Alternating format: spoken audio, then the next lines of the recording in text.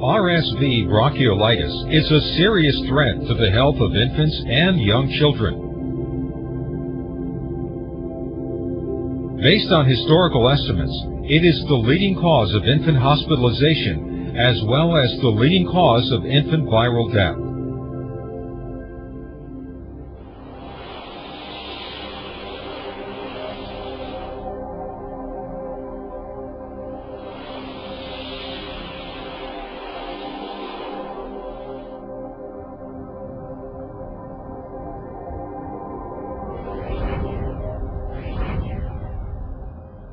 RSV lower respiratory tract infections lead to epithelial necrosis.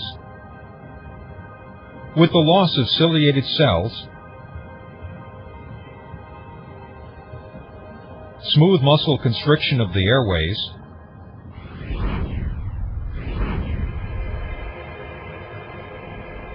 goblet cell proliferation with increased mucus production, and parabronchiolar inflammation and edema. As a result, pulmonary function during RSV lower respiratory tract infections may be significantly compromised, leading to difficulty breathing and decreased systemic oxygenation.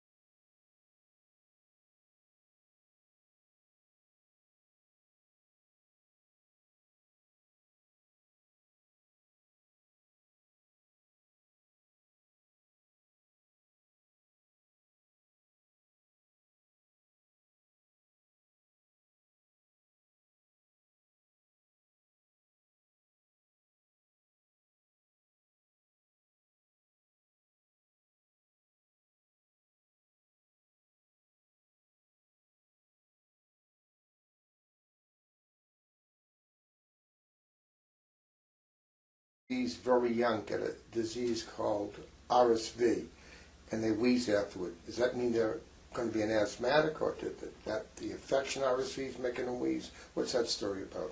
RSV is one of the most common viruses that children are infected with. In fact, within the first 2 years of life, virtually every child has been infected by this virus at least once.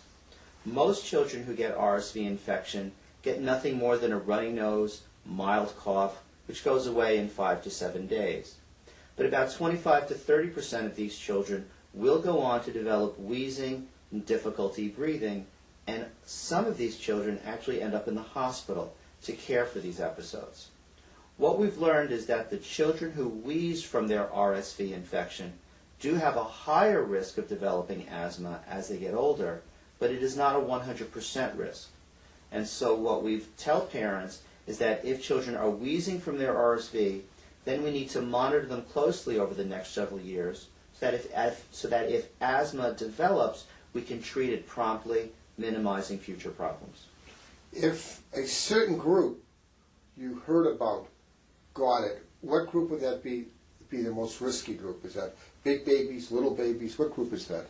Well, certainly there are children who have greater risks of having serious problems when they develop RSV infection. And we've characterized those children into certain groups. The groups that are at the greatest risk are babies who had been born prematurely. Babies born prematurely have lungs which are either not fully developed at birth or have lung development after birth which is slightly different than a full-term baby. This difference in lung development makes these children at significantly greater risk for having wheezing and more serious problems when they get their RSV infection. These tiny prematures, like maybe 30, 32 weeks, really at high risk. Is there anything we can do so they don't get so sick? Certainly.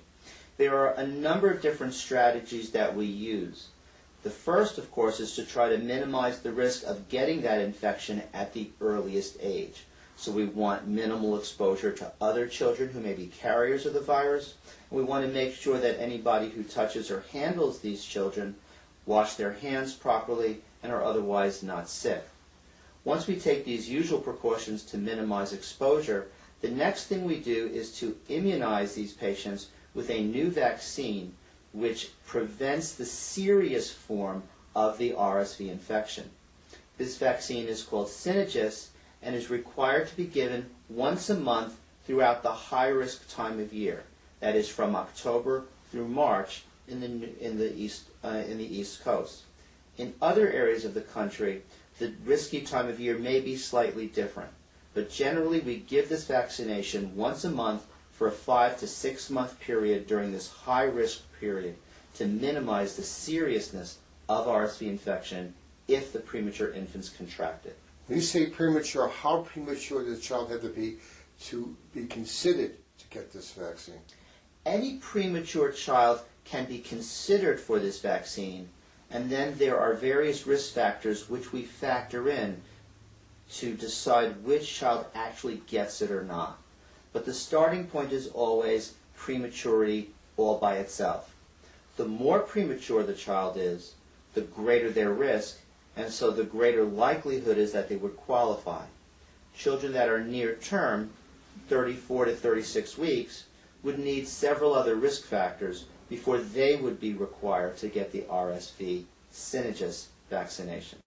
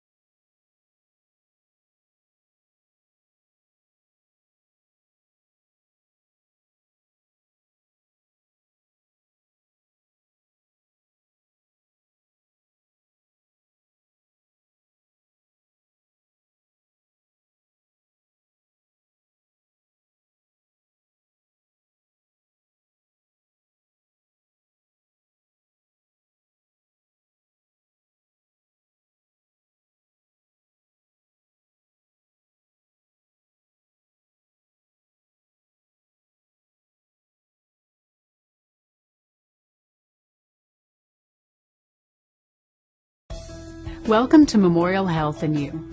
Ever heard of respiratory syncytial virus? It's found everywhere and it's potentially deadly, especially for infants. Today we're speaking with Dr. Katie Eisenhuth, Memorial Pediatrician. Why is RSV so dangerous, Dr. Katie? RSV is so common, most children will have it before the age of 3.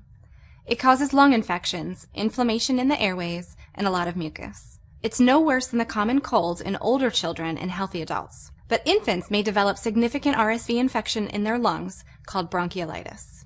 In infants, airways are already small. The mucus and sloughed-off respiratory cells clog these tiny airways so that even less air can move through. We worry most about very young or premature infants and babies with other health conditions. Babies with RSV bronchiolitis sometimes breathe so fast they have trouble eating and become dehydrated. You may see the nostrils flare out with each inhalation, and indentations in the chest as they work hard to breathe. These are signs that your baby should be seen by a medical professional immediately. Antibiotics are not helpful because RSV is a viral infection. Are there any precautions we can take? The virus can enter through the eyes, nose, or mouth. It spreads with coughing, sneezing, or with contact, such as shaking hands. Children in child care centers or with siblings in school are at higher risk, as are infants exposed to air pollution or cigarette smoke. Wash your hands, cover your mouth when you sneeze or cough, keep countertops clean and wash toys regularly, don't share drinking glasses, and most importantly, don't smoke. These precautions can help protect your baby from getting serious RSV. Thank you, Dr. Katie. If you'd like us to send you more information about RSV, call us right now at 228-868-6500 or visit www.gulfportmemorial.com. Call 867-5000 if you'd like to make an appointment.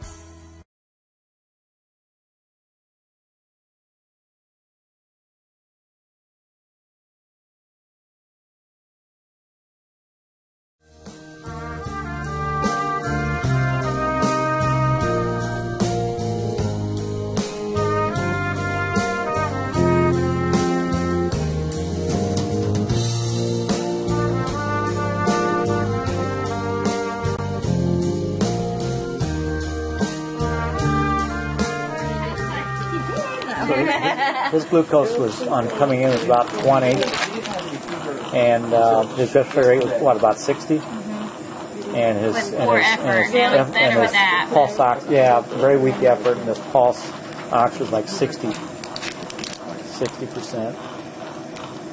And he's got a jet neb, he's got some IV glucose, got some IV fluids, and he's been sick for about 3 weeks. According to Mom, 76 times a minute. He's doing his belly breathing.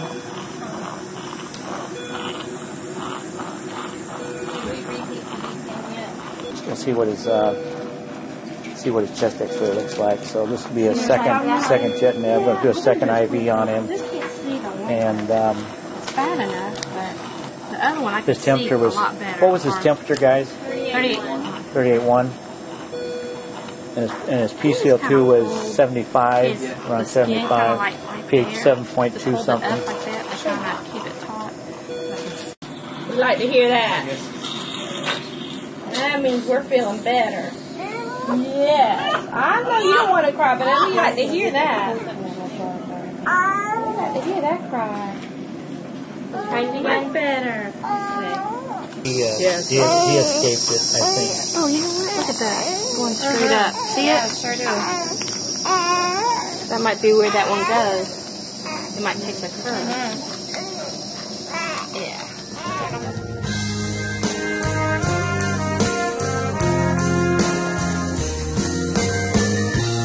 Something like this for how long? She just started a little bit last night and stopped. And then when she woke up this morning, it was just constant. Constant coughing. All right. She run the fever at home? All right. No fever at home. She eating all right? Okay. She ever turn blue or have any episodes of stopping breathing? No. No? Anybody else in the family sick? Her sister got a cold. I think that's where she got it from. Okay. And is she in daycare at all?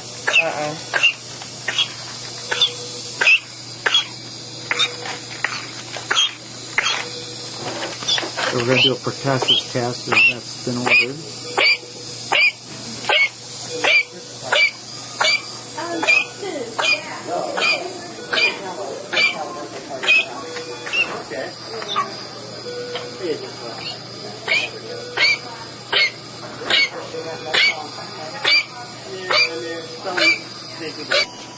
So now this is nebulized epinephrine, and we're doing, how much we're giving her? 2.5 ml. Of the 1 to 1,000. All right. 3 ml normal saline. All right. So her coughing slowed down, and her, she seems to be breathing a little bit easier, still breathing very fast. She has the abdominal breathing, but I don't see as much intercostal or subcostal retraction.